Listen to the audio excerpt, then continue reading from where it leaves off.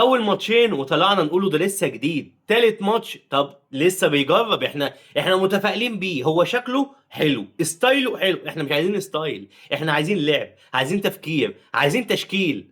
رابع ماتش وكارثه مع بتروجيت، اداء ونتيجه وكل حاجه. بتروجيت كانت هي اللي ماسكه الماتش ومتعادلين معاه. يعني مش عايز اقول لك جون ظلم، انا شايفه الصراحه في زقه من ياسر ابراهيم والكلام دوت. مش عايزين نخش في التفاصيل ديت. طب خامس ماتش بقى النهارده هنعمل ايه؟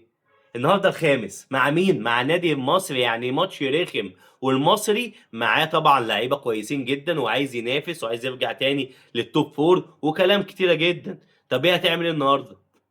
هتعمل ايه؟ يعني انت شفت اللعيبه، عايزين بقى حاجه كويسه، عايزين تشكيل كويس، عايزين فكر، عايزين بقى نشوف. انت كده بقالك معانا حبه حلوين، يعني اكيد شفت الدنيا بتاعتك ماشيه ازاي، شفت اللعيبه، شفت بالنسبه لك انت وتفكيرك انت، اكيد شفت بقى كل واحد هيلعب ايه. مش عايزين بقى روتين تاني خالص نشوفوه بقى منك النهارده. نلاقوا تشكيل في البايظ، نلاقوا مفيش فكر، نلاقوا مش عارف ايه. النهارده الماتش بتاعك اللي انت المفروض تقول بقى للجماهير انا هو بأدي، انا هو بدأت احط بصمة في الفريق.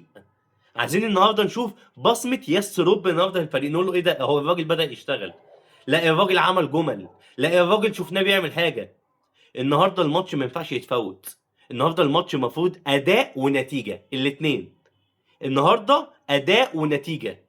لما نشوف يا عم ياسر رب هتعمل ايه النهارده.